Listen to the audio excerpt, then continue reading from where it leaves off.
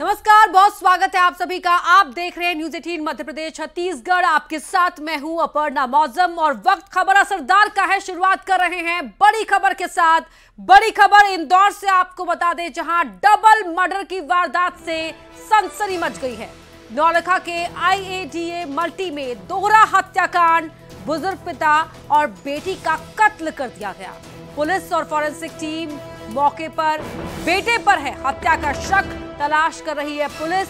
संयोगितागंज थाना क्षेत्र का ये मामला है, जहां ये डबल मर्डर की वारदात सुनकर हर कोई सन्न है। यहां एक बुजुर्ग पिता और उनकी बेटी की हत्या कर दी गई।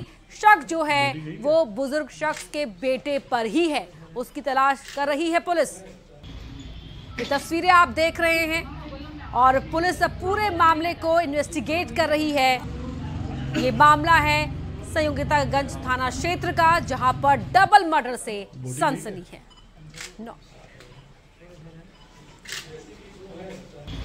और हमारे सहयोगी मिथिलेश इंदौर से लाइव जुड़ रहे हैं। मिथिलेश, जिसने भी सुना वो हर कोई यहां पर सन्न रह गया। एक ही घर में 2 लाशें मिलती हैं, क्या कह रही है पुलिस? देखिए, ये पूरा संयोगितागंज मामला थाना क्षेत्र का पूरा मामला है। IDA के एक फ्लैट से 2 शव बरामद हुआ है। एक पिता है और दूसरी उनकी बेटी है। और 2 दिन लगभग पुराने ये शव बताया जा रहा है, जब उनके जो दामाद हैं वो लगातार फोन कर रहे थे और फोन रिसीव नहीं हो रहा था। उसके बाद वो जब घर पहुंचते हैं, ताला तोड़ नॉक करते हैं तो कोई दरवाजा नहीं तो खोलता है। उसके बाद पुलिस को सूचना दी जाती है, पुलिस मौके पहुंचती है और दरवाजा तोड़ के जब अंदर जाते हैं तो सामान बिखरा हुआ रहता है। खून की छींटे हॉल से लेकर अंदर के बेडरूम तक थे, यानी सब कुछ स्थितियां साफ थी कि अंदर कुछ हुआ है। अब पुलिस पूरे मामले की जांच कर रही है और अभी तक ये शक है और ये शंका जताई जा रही है कि एक जो बेटा साथ में रहता था वो 2 दिन से फरार है। मानसिक हालात उसकी ठीक नहीं थे। कुछ दिन पहले अस्पताल था, अस्पताल से घर भी आया था। मानसिक स्थिति ठीक नहीं थी, जैसा आसपास के लोग बता रहे हैं। इसलिए बेटे पर शक किया जा रहा है, क्योंकि बेटा इनके साथ रहता था। सिर में गंभीर चोट लगने की वजह से दोनों की मौत हुई है। फॉरेंसिक जो टीम है वो सारे साक्ष्य इकट्ठे कर रही है। सारे तकनीकी साक्ष्य को जुटाया जा रहा है कि आखिर हत्या की वजह क्या रही और ये 2 दिन पहले किस किस चीजों से सर पे वार किया गया था। तमाम चीजें इन्वेस्टिगेशन की है और इस वक्त जांच चल भी रही है। लेकिन अभी तक पुलिस की इन्वेस्टिगेशन जो सामने आया है कि जो इनकी पत्नी है, छोटी बेटी के साथ में अलग रहते थे। इनकी 3 बेटी है, ये एक बैंक में काम करते थे, बैंक से रिटायर्ड थे और अपने बड़ी बेटी और अपने एक बेटे के साथ वो उस फ्लैट में रहा करते थे। इस वक्त बेटी और जो कमल है, जिनकी उम्र 75 साल थी, स्टेट बैंक से रिटायर्ड कर्मचारी है। अभी तक जो जानकारी सामने आ चुकी, दोनों की मौत हो चुकी है। पत्नी का जो अभी तक स्टेटमेंट आया उनके परिवार से, उनका ये कहना है कि रोजाना लगभग बात भी हुआ करती थी, लोगों से संपर्क करते थे, मिलने जुलने सभी लोगों से आया जाया करते थे, लेकिन 2 दिन से कोई संपर्क नहीं हो पा रहा था। तो शायद ऐसा लगा शायद तबीयत ठीक नहीं होगी, लेकिन दूसरे जो नंबर है घर के, कोई उसे रिसीव नहीं कर रहा था, फोन नहीं उठा रहा था। जब वो वहां पे पहुंचते हैं और फिर लगता है कि दरवाजा अंदर से बंद है और तमाम चीजों को लेकर, लेकिन ये बात है कि जो दरवाजा अंदर से बंद होने की बात है, जो तमाम चीजों को लेकर कही जा रही थी कि आखिर बंद कैसे है, क्या उसके 2 चाबी हैं, जो डोर के 2 चाबियां हैं, क्या कोई लॉक करके गया। तो तमाम चीजें सामने आई कि एक बेटा भी साथ में रहा करता था और जो बेटा है वो 2 दिन से लापता है। 2 दिन पहले वहां के रहवासियों ने उन्हें देखा था। अब बेटे की तलाश की जा रही है। बेटे की तलाशी होने के बाद, यानी जब बेटा मिल जाएगा उसके बाद स्पष्ट हो पाएगा कि आखिर ये तो जो परिवार के लोग हैं वो ये बता पाए हैं कि क्या पहले कभी जिनका मर्डर हुआ है उनके साथ बेटे का विवाद रहा हो या घर से कोई ऐसा कीमती सामान लापता हो? करता क्या था बेटा? देखिए, बेटे के बारे में जो जानकारी सामने आई कि उसका इलाज चल रहा था। मानसिक जो स्थितियां थी वो ठीक नहीं थी और अक्सर आसपास के जो लोग कहते हैं कि विवाद कहीं ना कहीं हमेशा हुआ करता था। विवाद कई बार आसपास के लोग भी मतलब उस विवाद को खत्म करने के लिए आए थे, जो बेटे और पिता के बीच हुआ करता था। तो कहीं ना कहीं से इस बात पे आशंका है कि उस दिन भी देर रात विवाद हुआ होगा और विवाद के बाद उसने कोई जो यानी कि जब बेटा मिल पाएगा उसके बाद ही इस पूरे घटनाक्रम वारदात के पीछे कौन था, शायद इसकी जो पूरी कड़ी है वो खुलकर सामने आ पाए। बहुत शुक्रिया मिथिलेश आपका इस पूरी जानकारी के लिए। आगे आप अपडेट आगे भी आपसे लेते रहेंगे। और इस वक्त की एक और बड़ी खबर आपको बता रहे हैं, भोपाल से आ रही है। भोपाल से रायपुर जाने वाली फ्लाइट में खराबी आ गई है। 2 घंटे से एयरपोर्ट पर यात्री परेशान हो रहे हैं। बताया ये जा रहा है कि कोई टेक्निकल ग्लिच है, तकनीकी कारण है, इसके चलते फ्लाइट लेट हो गई है। इंडिगो एयरलाइंस की ये फ्लाइट है जिसमें परेशानी हुई है, खराबी आई है और इसके चलते फ्लाइट लेट है। ऐसे में जो यात्री हैं, जो मुसाफिर हैं, वो एयरपोर्ट पर 2 घंटे से परेशान हो रहे हैं। इंडिगो एयरलाइंस की इस फ्लाइट को जिससे भी बुक कराया था वो इस समय परेशान हैं, क्योंकि ये फ्लाइट 2 घंटे से उड़ नहीं पाई है, फ्लाइट में कोई तकनीकी खराबी आ गई है, ऐसे में फ्लाइट लेट हो गई है। क्या उन्हें पुख्ता तौर पर जानकारी मिल पा रही है या नहीं, ये भी हम आपको अपडेट पहुंचाएंगे। क्या कहना है एयरलाइंस की तरफ से, क्या कहा जा रहा है यात्रियों को, ये भी जानकारी आपको देंगे। लेकिन फिलहाल 2 घंटे का वक्त हो गया है जब एयरपोर्ट पर यात्री परेशान हो रहे हैं। अनुराग हमारे सहयोगी फोन लाइन पर जुड़ रहे हैं। अनुराग, क्या कहा जा रहा है, कितना और समय लग सकता है, कब से खराब है? देखिए 2 घंटे से ज्यादा का समय हो चुका है और इंडिगो एयरलाइंस यानी कि भोपाल से रायपुर के लिए रवाना होना था, लेकिन अपने निर्धारित समय से 2 घंटा देरी से भी ज्यादा का समय बीत चुका है और इसके पीछे एक वजह तकनीकी खराबी होना बताया जा रहा है। लेकिन अभी तक स्पष्ट तौर पर ये नहीं बताया गया कि फ्लाइट आज उड़ पाएगी या नहीं जा पाएगी, या पैसेंजर है उनको क्या मैसेज है, क्या दूसरी फ्लाइट के जरिए उनको पहुंचाया जाएगा। इस बात को लेकर अभी तक इंडिगो एयरलाइंस की तरफ से कोई जानकारी स्पष्ट रूप से पैसेंजरों को नहीं दी गई है। लेकिन जो पैसेंजर जाने के लिए समय पर एयरपोर्ट पहुंच गए थे वो अब इस बात को लेकर नाराज है और हंगामा भी कर रहे हैं कि उनको ये स्पष्ट तौर पर बताया जाए कि वाकई में क्या खराबी है और क्या कोई अतिरिक्त उपाय किया जाएगा कि जो इंडिगो एयरलाइंस के जो पैसेंजर है वो अपने समय पर रायपुर पहुंच सके। तो बड़ी जो संख्या में लोग जो है इस उड़ान के जरिए सफर करने वाले थे उनको अब इंतजार करना पड़ रहा है। और अभी तक इंडिगो एयरलाइंस की तरफ से सिर्फ ये बताया जा रहा है कि कुछ ही देर के बाद ये फ्लाइट जो है रूटीन तौर पर रवाना होगी। लेकिन 2 घंटे से ज्यादा का समय हो चुका है और अब क्या आगे का कदम होगा इस पर अब थोड़ा इंतजार करना होगा। जाहिर तौर पर यात्री परेशान है यहाँ पर और अभी तक समय कोई जानकारी उन्हें वक्त रहते नहीं मिल पाई है, वक्त लगातार बढ़ता जा रहा है। ऐसे में अनुराग, जिन लोगों को इमरजेंसी के चलते जिन्होंने फ्लाइट बुक कराई होगी उनके लिए तो मुसीबत बढ़ गई है ये। बिल्कुल, देखिए इस फ्लाइट में वो लोग भी मौजूद हैं जिनके पूर्व निर्धारित कार्यक्रम थे और जिनको समय पर अपने जो डेस्टिनेशन है वहां पर पहुंचना था। लेकिन 1 घंटा 2 घंटा और 2 घंटे से भी ज्यादा का समय हो चुका है और अभी तक ये जानकारी एयरलाइंस की तरफ से नहीं दी जा रही है कि कब तक जो ये फ्लाइट है अपनी उड़ान भर सकेगी और जाएगी या नहीं, क्या आगे का कार्यक्रम होगा। इसको लेकर स्पष्ट तौर पर जानकारी यात्रियों को नहीं दी जा पा रही। तो लोग इसी बात को लेकर परेशान है कि उनका जो निर्धारित कार्यक्रम था, जो समय पर उनको कोई बताने वाला नहीं है, कोई सुनने वाला नहीं है। ऐसे में यात्री परेशान हो रहे हैं, आम जनता यहाँ पर परेशान हो रही है। बहुत शुक्रिया अनुराग आपका इस पूरी जानकारी के लिए। और अब बढ़ते हैं आगे, खबरों में आगे बढ़ते हुए बात ग्वालियर की कर लेते हैं, जहां 10वीं की छात्रा के साथ गैंगरेप की वारदात हुई। बताया जा रहा है कि नाबालिग छात्रा को बंधक बनाकर सहेली के दोस्त और उसके साथियों ने दरिंदगी की। यही नहीं, उसके साथ मारपीट भी की गई। बाद में घर पहुंचने पर उसने इसकी जानकारी अपने परिवारजनों को दी। परिजनों ने इसकी शिकायत थाने में कर दी है। वही शिकायत के बाद ये कहना है परिवार का कि आरोपी जो हैं वो उन्हें उल्टा धमका रहे हैं। इसे लेकर परिवार ने थाने से सुरक्षा की मांग भी की है। पुलिस ने अब तक आरोपियों को गिरफ्तार नहीं किया है। उस बच्ची को विश्वास में बुला लिया था और बुलाकर फिर उसको अपने उसमें हिरासत में रखा उन्होंने और रखकर उसके साथ गलत काम किया। उसमें तत्काल FIR दर्ज करके मेडिकल परीक्षण कराया गया और आरोपियों को शीघ्र ही गिरफ्तार किया जाएगा।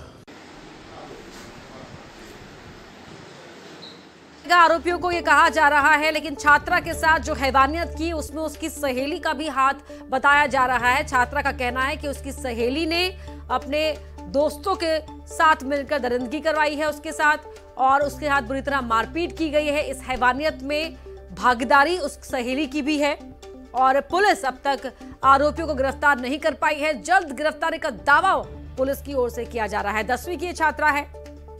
घर लौटने पर परिवार को यह बात बताई कि उसके साथ क्या बीती और उसके बाद जब परिवार थाने पहुंचा तो आरोपियों ने परिवार को धमकाया है। शिकायत वापस लेने का दबाव आरोपियों की ओर से बनाया जा रहा है, ये बात परिवार कह रहा है।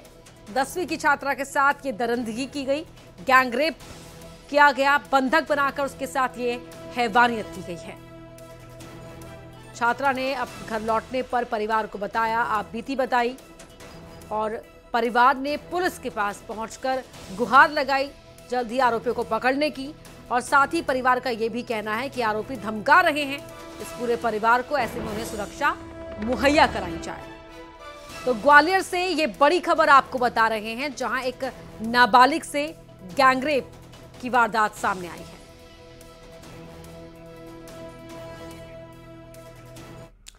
बढ़ते हैं आगे, बात करते हैं बिहार के मुख्यमंत्री नीतीश कुमार की। नीतीश कुमार जनसंख्या नियंत्रण वाले बयान पर घिर चुके हैं। नीतीश कुमार ने जिस तरह सदन में महिलाओं को अपमानित किया, लज्जित किया, अब पूरे देश में उसकी निंदा हो रही है, नीतीश कुमार की आलोचना हो रही है।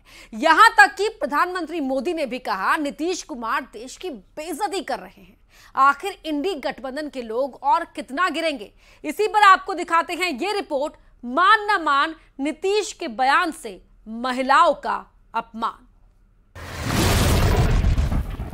जब शादी होगा लड़का लड़की में, तो जो पुरुष है वो तो रोज रात कि वो करेगा, ठीक है, लेकिन अंतिम जिस सभा में माताएं बहनें भी मौजूद थी, कोई कल्पना नहीं कर सकता है।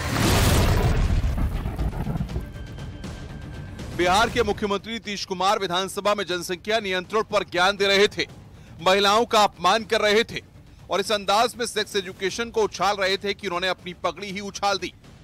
बिना संकोच झिझक नीतीश कुमार ने जिस तरह भरी सभा में महिलाओं को शर्मिंदा किया, बिहार की बेटियों को लज्जित किया, वो अब सियासी मुद्दा बन चुका है।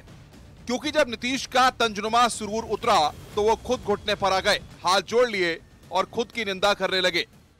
जब शादी होगा लड़का लड़की में, तो जो पुरुष है वो तो रोज रात है ना, तो उसी में और पैदा हो जाता है।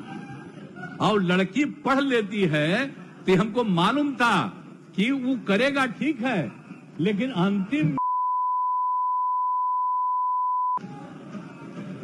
करता तो है, तो उसी में आप समझ लीजिए संख्या घट रही है। अब आप जान लीजिए कि जो संख्या थी पहले, आप पत्रकार लोग भी ठीक से समझिए। कोई बात कहा है, अगर मेरी किसी बात को लेकर के तकलीफ हुई है तो मैं अपनी बात को वापस करता हूं और मैं अपनी निंदा करता हूं। मैं दुख प्रकट करता हूं कि मेरे किसी एक शब्द के चलते अगर किसी को तकलीफ हुई है तो हम, आपने कहा मुख्यमंत्री शर्म करें, मैं न सिर्फ शर्म कर रहा हूं, मैं इसके लिए दुख प्रकट कर रहा हूं और अपनी सारी चीजों को वापस। नीतीश कुमार को एहसास हो चुका है कि उनसे बहुत बड़ी गलती हो चुकी है। उन्हें पता चल चुका है कि उन्होंने बिहार की बहन बेटियों को लज्जित किया और उन्हें इस बात की समझ आ चुकी है कि अब महिला वोट बैंक पर भी उनके इस शर्मनाक बयान से फर्क पड़ने वाला है, क्योंकि बीजेपी इसे मुद्दा बना चुकी है। यहां तक कि पीएम मोदी ने भी नीतीश पर करारा हमला किया है। जो इंडी अलायंस का झंडा लेकर के घूम रहे हैं, जो देश की वर्तमान सरकार को उखाड़ फेंकने के लिए भांति भांति के खेल खेल कर रहे हैं, वो इंडी अलायंस के नेता ने विधानसभा के अंदर, जिस सभा में माताएं बहनें भी मौजूद थी, कोई कल्पना नहीं कर सकता है, ऐसी भाषा में बद्दी बातें की। कोई शर्म नहीं है उनको। इतना ही नहीं, इंडी अलायंस का एक भी नेता माताओं बहनों के इतने भयंकर अपमान के खिलाफ एक शब्द बोलने के लिए तैयार नहीं हुआ। कभी आरक्षण वाला दाव तो कभी जातीय जनगणना पर चुनाव नीतीश कुमार की सियासी फितरत है, लेकिन उनसे ये उम्मीद नहीं थी कि इंजीनियर नीतीश जब सेक्स एजुकेशन पर बात करेंगे तो इस लेवल तक गिर जाएंगे कि पूरा बिहार शर्म से लाल हो जाएगा। हैरानी तो इस बात की भी है कि जहां बीजेपी नीतीश को विवादित ज्ञान के लिए कोस रही है, तो वहीं आरजेडी उनका समर्थन कर रही है। और मुख्यमंत्री जी एकदम गलत शब्द बोले हैं, वो नहीं बोलना चाहिए। अरे भाई शादी होगा, जब बेटा बेटी की हम शादी करेंगे तो परिवार आगे नहीं बढ़ेगा, बढ़ना चाहिए, बढ़ेगा। और मुख्यमंत्री जी ऐसा शब्द बोल रहे हैं, हम लोग बोल नहीं सकते। वो एक प्रदेश के मुख्यमंत्री हैं, वजीर आला हैं, और वहाँ पर वो इस तरीके से, जिस तरीके से उन्होंने कहा है, बिल्कुल ही एक वल्गर किस्म की लैंग्वेज थी। उसको वो कह सकते थे कि जब जितनी महिला ज़्यादा पढ़ेंगी वो अपनी औलाद को कब पैदा करना वो वक्त तय करेंगे, मगर बजाय उसके इस तरह से बिल्कुल ही एक वल्गर तरीके से उन्होंने जिस तरीके से उसको डिस्क्राइब किया है अपने एक्शन से, अपनी अल्फाज से, ये बिल्कुल ही सही नहीं है। खैर, बैठे बिठाए बीजेपी को नया मुद्दा मिल चुका है, क्योंकि पहले महिलाओं का अपमान, फिर शर्मनाक बयान पर माफी वाला ज्ञान नीतीश के सियासी करियर पर ग्रहण लगाने के लिए काफी है। Bureau report, news 18।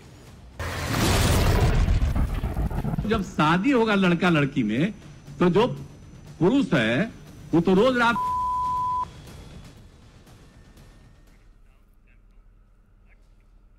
छिंदवाड़ा के कोतवाली थाने के पुलिसकर्मी गुंडे बदमाशों से परेशान नहीं बल्कि चूहों से परेशान हैं। थाने में रखी गई 60 बोतल शराब को चूहों ने साफ कर दिया है। ये पूरी रिपोर्ट आप ध्यान से देखिए।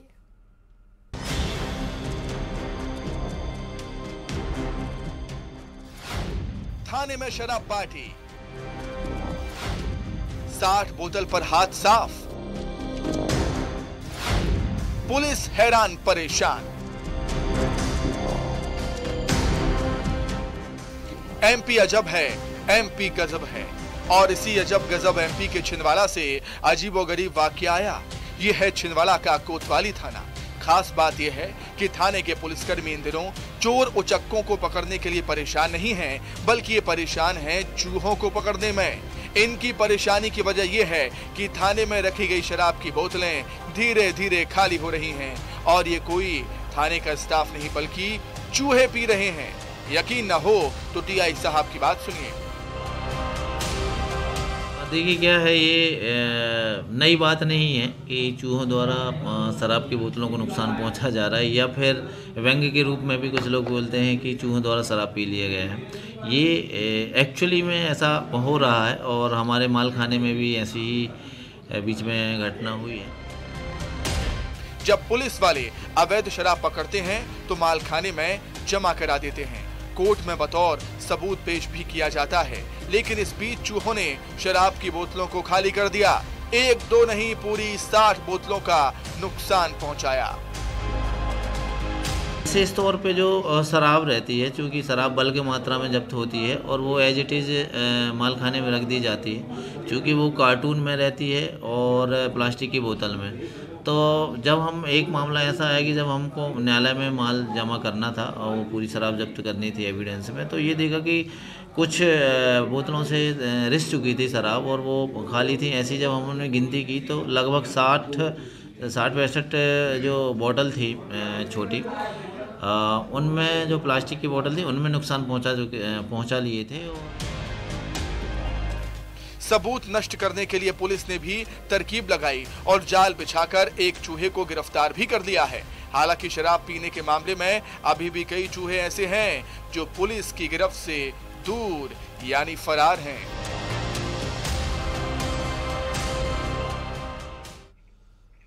मध्य प्रदेश के प्रचार रण में कांग्रेस ने अपनी पूरी ताकत झोंक दी है। पीसीसी चीफ कमलनाथ ताबड़तोड़ चुनाव प्रचार कर रहे हैं। उनसे बात की हमारे एडिटर सुधीर दीक्षित ने।